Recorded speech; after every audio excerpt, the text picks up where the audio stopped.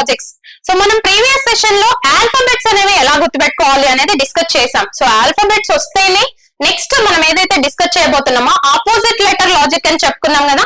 So alphabets తర్వాత next main గా focus పెట్టేది కోడింగ్ డికోడింగ్ లో కావచ్చు, మిగతా ఏ టాపిక్స్ లో అయినా సరే ఫోకస్ పెట్టేది ఆపోజిట్ లెటర్స్ కి రిలేటెడ్ క్వశ్చన్స్ అడుగుతా ఉంటాడు. Opposite letters.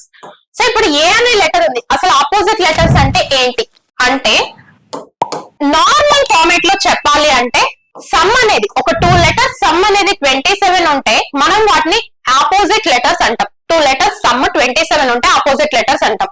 For example A Z ఉన్నాయి, ఒకదానికొకటి ఆపోజిట్. అంటే ఏ అంటే ఏంటి నెంబరింగ్ 1, జెడ్ అంటే ఏంటి 26. సో 1 ని 26 ని యాడ్ చేస్తే 27 వస్తుంది. సో అందుకని ఈ ఏ జెడ్ లో ఒకదానికొకటి ఆపోజిట్. ఏ కి ఆపోజిట్ ఏంటి అంటే జెడ్, జెడ్ కి ఆపోజిట్ ఏంటి అంటే ఏ. నెక్స్ట్ బి వై లో ఒకదానికొకటి ఆపోజిట్స్. సో బి అంటే ఏంటి నెంబరింగ్, ఎట్లా నెంబరింగ్ ఇవ్వాలి, ఎలా గుర్తుపెట్టుకోవాలి అనేది మనం డిస్కస్ చేసాం.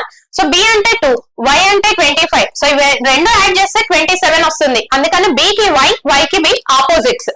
అయితే ఈ ఆపోజిట్స్ అంటే ఏంటి అంటే ఇప్పుడు ఏ అనేది ఏంటి లెఫ్ట్ సైడ్ నుండి, అంటే ఇక్కడ మనం ఏ టు జెడ్ ఆల్ఫాబెట్స్ రాస్తే ఇది వచ్చేసి లెఫ్ట్ హ్యాండ్.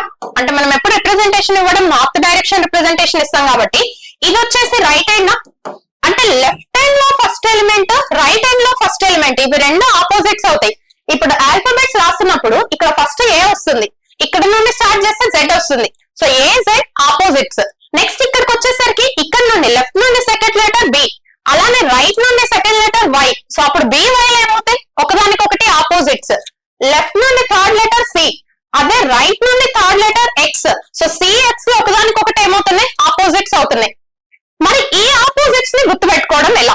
సో దానికోసమే నేను ఇప్పుడు మీకు షార్ట్ కట్స్ అనేవి చెప్పబోతున్నాను.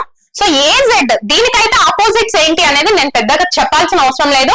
ఎందుకు అంటే ఆల్ఫాబెట్స్ అంటేనే ఏ తో స్టార్ట్ అయ్యి జెడ్ తో ఎండ్ అవుతుంది కాబట్టి ఏ జెడ్ ఒకదానికొకటి ఆపోజిట్స్. దీనికి గుర్తుపెట్టుకోవడానికి మనం ఏం చెప్పాల్సిన అవసరం లేదు. Next BY opposites. So BY కి కోడ్ బాయ్ అని గుర్తుపెట్టుకోండి. బి అంటే ఏంటి బాయ్, చిన్నప్పుడు అంతా B for boy, B for boy అని చెప్తుండే కదా.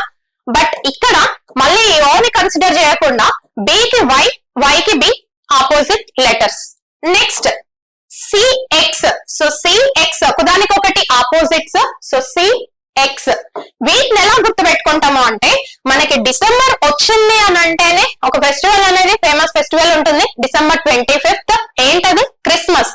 క్రిస్మస్ రోజు సి అంటే క్రిస్మస్. క్రిస్మస్ రోజు ఏ ట్రీ ఎక్కువ కనిపిస్తా ఉంటుంది, ఎక్స్మస్ ట్రీనా. క్రిస్మస్ కి ఎక్స్మస్ ట్రీ అనేది చాలా ఫేమస్ కదా. సో ఇప్పుడు సి అంటే ఏంటి క్రిస్మస్, సి అంటే ఏంటి క్రిస్మస్.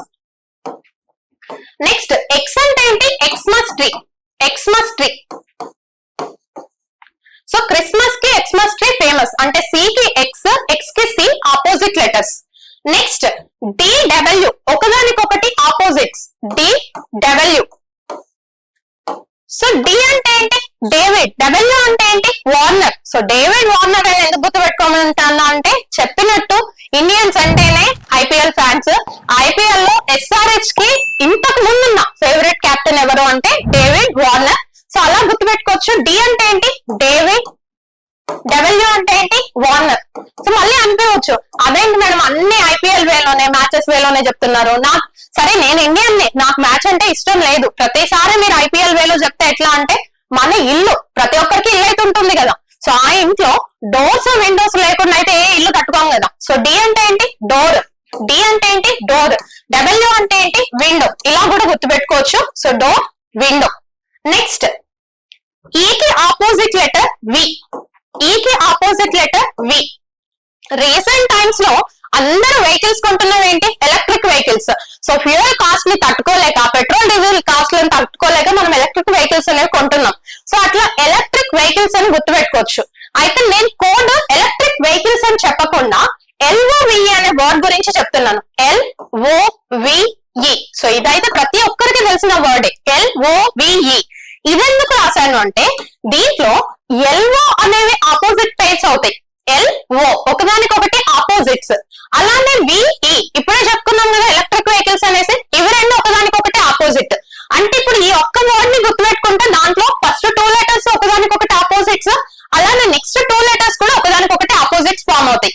సో ఈ కి ఆపోజిట్ లెటర్ అయిపోయింది. నెక్స్ట్ ఎఫ్ కి ఆపోజిట్ లెటర్. సో ఎఫ్ కి ఆపోజిట్ లెటర్ యు. సో దీన్ని ఎలా గుర్తుపెట్టుకోవచ్చు అంటే ఎఫ్ అంటే ఫెయిర్. ఎఫ్ అంటే ఏంటి? ఫెయిర్. సో ఫెయిర్ కి ఆపోజిట్ వర్డ్ ఏంటి? Unfair. So fair, unfair, fair, unfair. F you ఒకదానికొకటి ఆపోజిట్స్. సో ఎఫ్ అంటే ఫెయిర్, యు అంటే ఏంటి? అన్ఫెయిర్.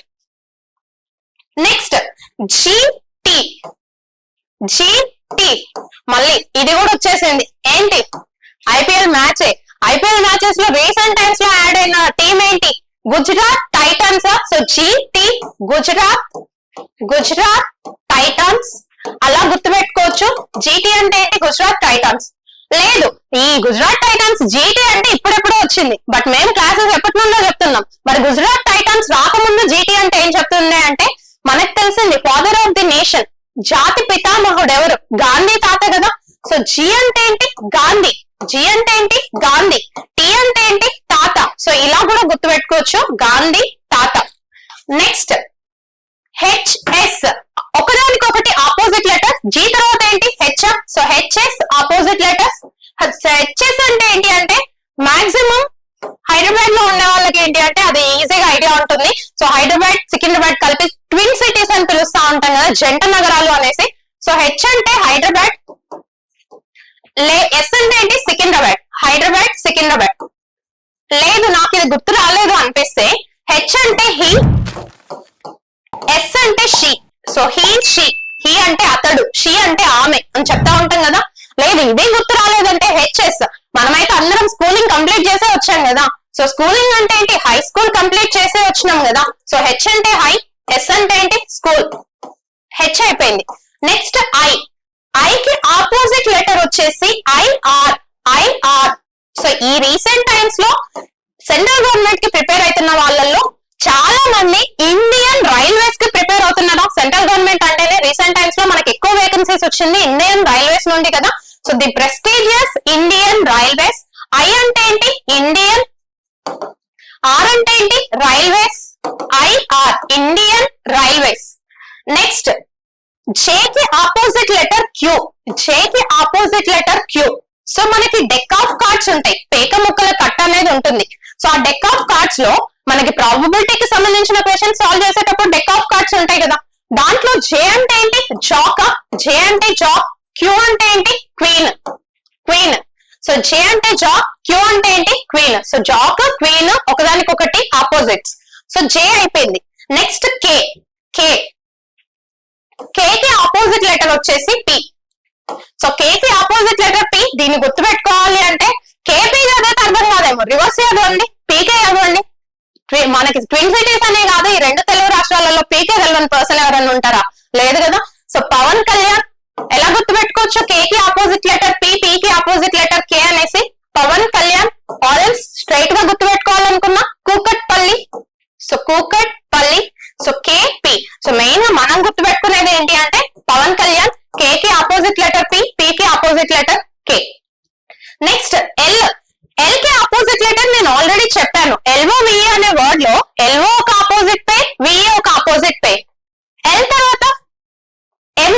ఎం కి ఆపోజిట్ లెటర్ ఏంటి అంటే ఎన్. సో ఇక వీటికి మనం కోడ్ చెప్పాల్సిన అవసరం లేదు, ఇది లాస్ట్ ది. ఎందుకు అంటే ఎమ్ ఎన్ రెండు పక్క పక్కనే ఉంటాయా? లేదు అంటే మ్యాన్, మ్యాంగో ఏదైనా అనుకోవచ్చు కదా. సో మ్యాంగో అనుకుంటున్నాను. సో ఎమ్ ఎన్ రెండు ఒకదానికొకటి ఆపోజిట్ లెటర్స్. సో ఇవి మనకి ఓవరాల్ గా ఉన్న ఆపోజిట్ లెటర్స్. ఆపోజిట్ లెటర్స్ అంటే ఏంటి? ఆ టూ లెటర్స్ ఏవైతే ఉన్నాయో ఆ రెండింటి సమ్ అంటే ఆ రెండింటి మొత్తం 27 ఉన్నట్లయితే వాటిని మనం ఏమని పిలుస్తాం? ఆపోజిట్ లెటర్స్ అని పిలుస్తాం. Thank you so much to everyone. By by, take care.